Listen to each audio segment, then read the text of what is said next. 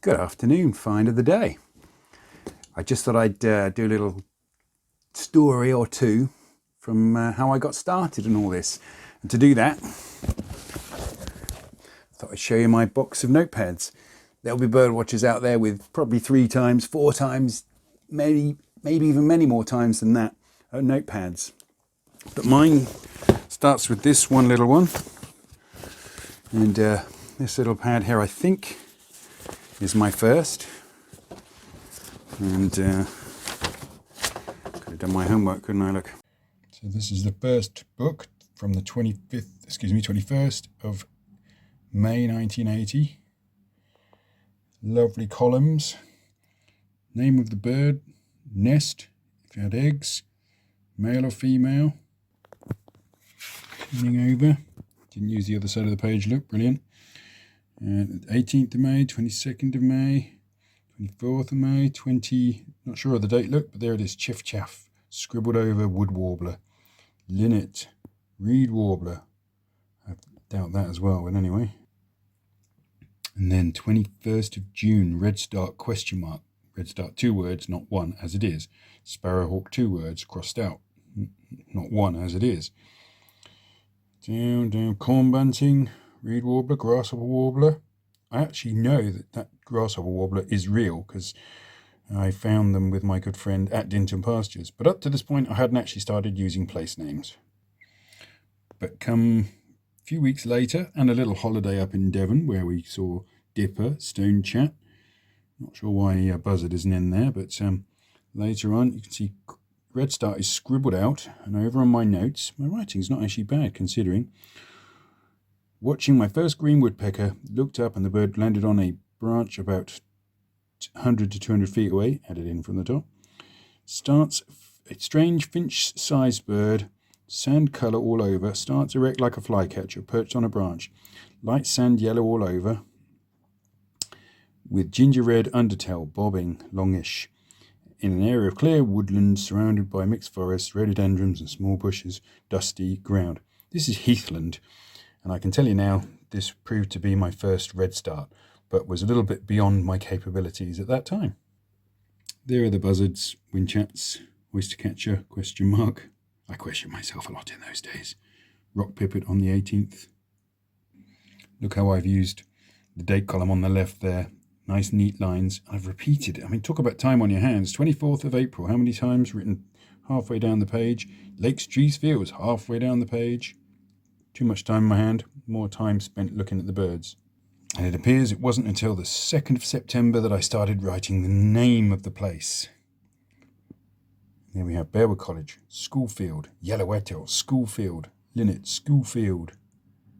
Lesser spotted woodpecker crossed out, great spotted woodpecker. Marsh tip, willow tip, Bearwood College.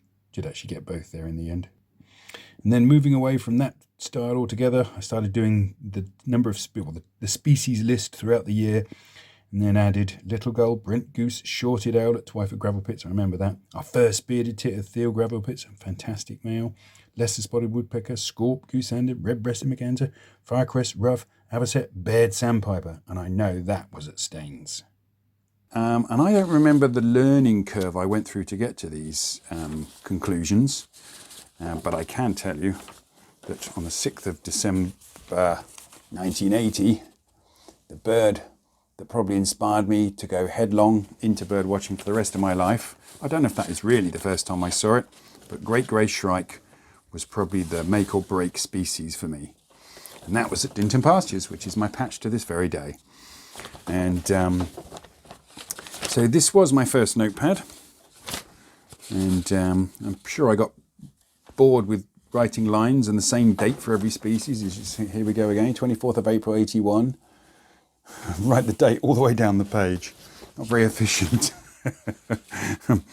But nonetheless, I start to actually write the place names here in this column here instead of writing male or female. Oh, sorry, that was adopted a different page. And then I would write a species list for the 2 whole years between the 17th of May to the 31st of May 1980 to the 31st of May 1982. So I quickly became quite interested in writing my lists. And it didn't seem to matter where I went for that. By then, it seems, we'd already been to Radipole Lake, Pagham Harbour, Twyford Gravel Pits to see our first short-eared owls, and our first bearded tits at Thiel Gravel Pits. That was in 1982. And a few other things besides.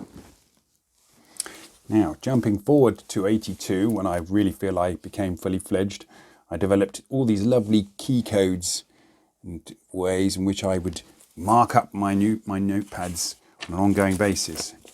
And it would be lovely, a bit like when you had your first day at school in the new year. The writing would be absolutely pristine. Dinton Pastures, of course, Wednesday the 1st of December 1982, 1:30 p.m. Didn't used to get up early then days, obviously. The wind was north to northeast. The cloud was 8/8. For some reason we did the 8 spaces, and approximately 6 degrees. I have no proof of that is actually what the temperature was. And the writing was nice and neat. And so it continued for about 3 days. But I did start to do little sketches of things. And that's a lesser spotted woodpecker, I believe it. Probably copied out of a book. It wasn't very original. And you may just be able to make out some tip-Xing, as I no doubt changed my conclusions on certain things.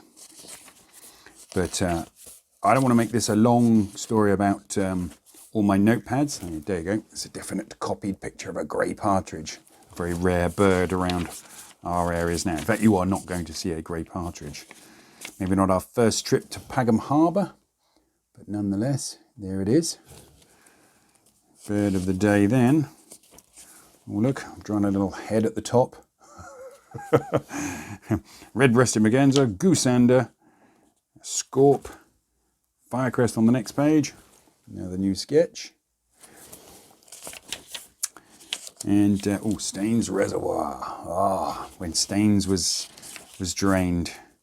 And there we had goosander, pintail, shelduck, golden plover, dunlin, redshank, ruff, mountain shelduck, escapee in brackets. But under that, and there's a funny little story attached to this, 2 little sketches there. You can probably make out the word ruff. And underneath, hopefully by my thumb, you can see the avocet. We were standing on the causeway between the 2 main sort of pits. There's 2 large pits at Staines. And we'd gone down to see this avocet. And so this guy, I had no idea what his name was. He says, right, go past these, this, that, and the rest of it. And there was these telegraph poles lying out on the mud. So basically Staines Reservoir was a bit like an estuary, really, with all the water drained out of it. And he was like, right, go past this telegraph pole. You'll see snipe all the way along the edge. And we were like, And then go past, there's another bunch of snipe. Go past the ruff. My friend and I looked at each other and went, ruff? Tick, get in. Didn't say anything to him because we were too embarrassed. And then, of course, the avocet was there. Fantastic.